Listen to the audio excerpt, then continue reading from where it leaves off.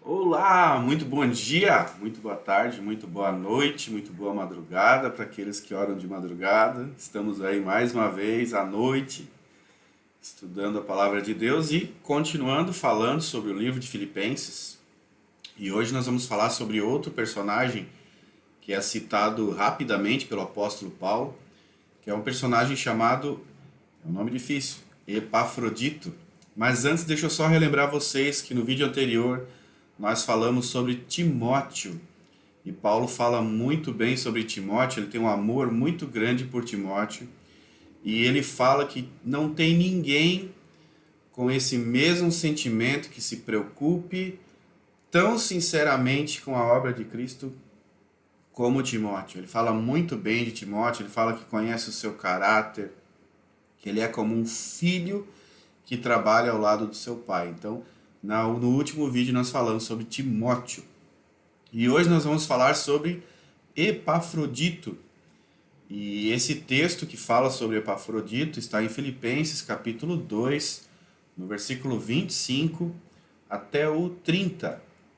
E antes da gente entrar mesmo nesse texto, eu vou pedir para que você grave estas palavras que Paulo colocou no versículo 29, onde ele diz: honrai sempre homens como esse. Né? Honrai sempre homens como esse. Quem é que foi esse rapaz chamado Epafrodito?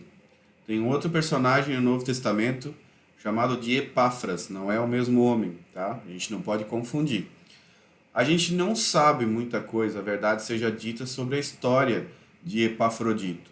Ele é um dos muitos personagens da Bíblia Sagrada que são citados brevemente, mas de forma marcante. E eles nos deixam curiosos sobre mais detalhes sobre eles. Pelos poucos versículos falando sobre Epafrodito, o texto bíblico deixa claro que ele era um cristão piedoso, um homem temente a Deus, comprometido com a causa do Evangelho, ao ponto de quase morrer servindo ao apóstolo Paulo, ou seja, um exemplo digno de homem a ser imitado por nós cristãos da atualidade. Epafrodito ele não era judeu, ele provavelmente era da Macedônia. Digo isso por causa do nome dele. O mais provável é que ele era natural de Filipos mesmo. Seu nome no grego significa simpático, ou bem afeiçoado, ou bonito. Era um nome muito comum no mundo romano da época e havia até uma variação do seu nome para o latim. E no latim, Epafrodito era Venestus. O meu latim também é enferrujado, então eu não sei se é assim que pronuncia. Quando os filipenses souberam da prisão do apóstolo Paulo, eles desejaram ajudá-lo de alguma maneira. E aqui eu abro um parênteses para dizer que bom seria, né? Se sempre que nós soubéssemos que um líder cristão, um pastor, alguém que cuida do evangelho, que cuida de vidas, está passando por alguma situação difícil, que bom seria se houvesse uma igreja que se preocupasse, que cuidasse, que zelasse por esse homem ou por essa família, não é verdade? Mas voltando, vamos falar sobre Epafrodito. Já que a distância era grande, né, de Filipos até Roma, eles delegaram um homem e deram essa missão a Epafrodito. Ele seria o representante da igreja de Filipos no cuidado de Paulo, e a sua missão era levar os presentes que a igreja mandou para ele, né, e servir o apóstolo pessoalmente enquanto ele estava em Roma durante a sua prisão. Epafrodito ele era um homem corajoso, porque ele se ofereceu para uma jornada complicada.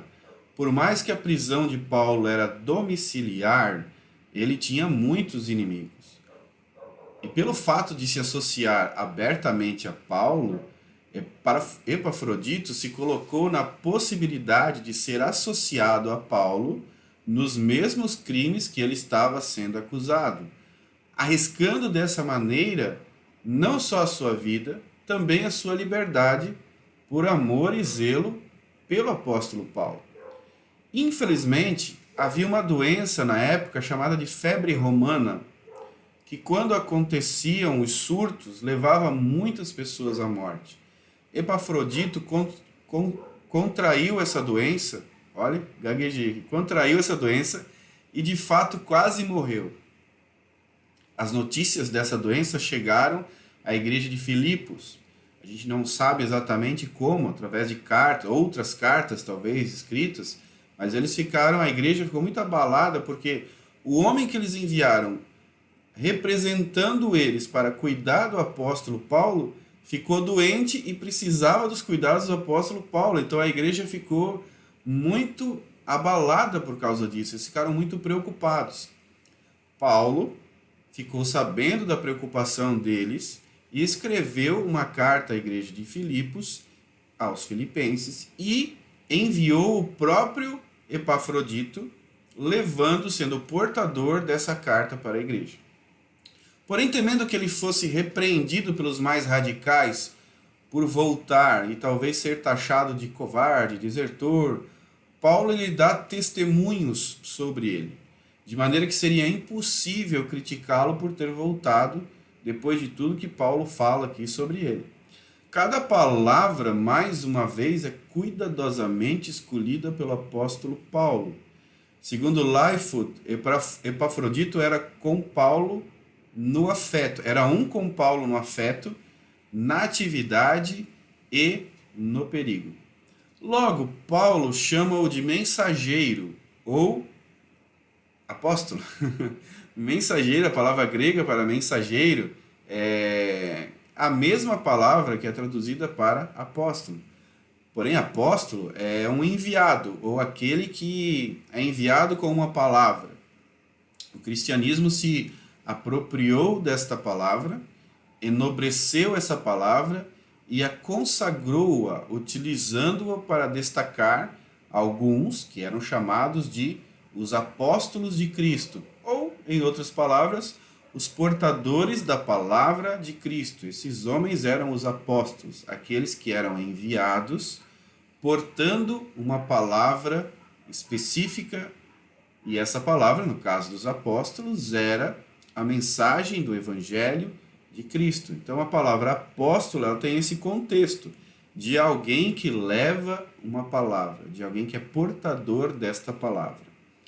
Ao utilizar esta palavra para descrever Epafrodito, fica claro o seu respeito, o respeito do apóstolo Paulo por ele, porque o apostolado nessa época já era um título nobre.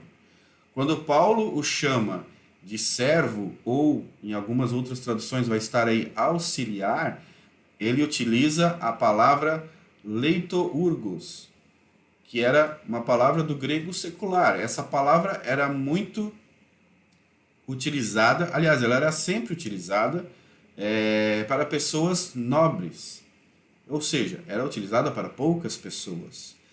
Essa palavra, ela era utilizada apenas para homens que se destacavam muito em suas cidades, ou em suas vilas, ou em suas comunidades, devido ao seu esforço, trabalho, dedicação, ou mesmo doações em dinheiro.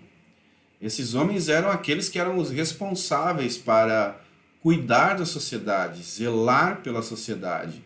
E esses homens eram reconhecidos como leitourgos, ou seja, homens nobres, homens importantes, homens respeitáveis. Nas entrelinhas, Paulo descreve esse homem, Epafrodito, como um apóstolo de Cristo e um homem nobre, um homem de valor, um homem importante para a sociedade e para a igreja de Filipos.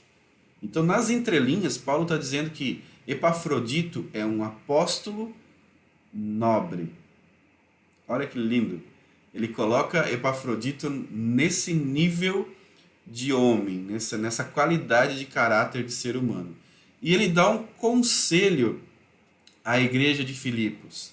E aí eu volto lá no primeiro versículo que eu falei, no versículo 29, Paulo diz: recebam-no, pois, no Senhor, com toda a alegria, e honrem sempre os que são como ele. Honrem sempre os que são como ele. É tocante, né? É impressionante que Paulo, na situação em que ele estava, ainda assim ele se preocupou em enviar Epafrodito com toda a segurança e recomendações para casa. Isso mostra o quanto Paulo prezava por aqueles que, como ele, se gastavam e se gastaram na vida de serviço ao Evangelho de Cristo. No versículo 30 do capítulo 2 de Filipenses, o último versículo do capítulo 2, e aí nós vamos encerrar o capítulo 2, onde nós vamos ler arriscando a própria vida, ou em algumas traduções, expondo a própria vida. Paulo usa a palavra, e aí eu vou ter que ler com calma, paraboleustai, que é aplicada a um jogador que aposta tudo numa jogada só. Então essa palavra que a gente traduz no português como arriscando a própria vida, é uma palavra que vem dos jogos.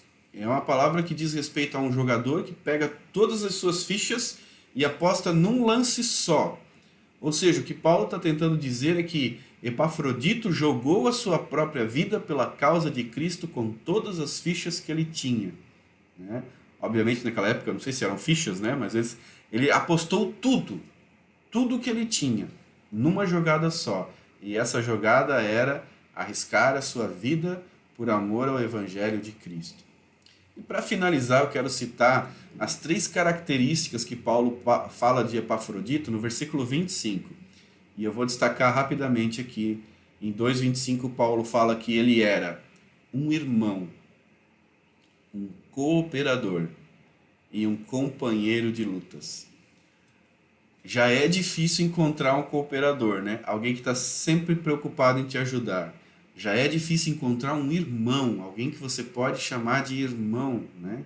Aquele irmão que talvez nem tenha o mesmo sangue que você, mas é tão próximo a ti que você pode chamá-lo de irmão. E um companheiro de lutas, então, alguém que se coloca lado a lado com você para enfrentar as suas lutas que você passa no seu dia a dia de sua vida. Então, se nós pudéssemos ter alguém, né, para chamar de irmão, cooperador e companheiro de lutas, Paulo dá um conselho: honrem sempre os homens que são como ele. Honrem sempre aqueles que são seus irmãos, aqueles que são seus cooperadores e aqueles que são seus companheiros de lutas. Honrem esses homens. E aí eu digo que encerramos o capítulo 12 aprendendo sobre um homem que era nobre e que era muito conceituado pela igreja de Filipos e pelo próprio apóstolo Paulo. Que possamos pegar esse exemplo de Epafrodito e trazer para a nossa vida. Amém? Deus abençoe você e sua família. Fique em paz, em nome de Jesus.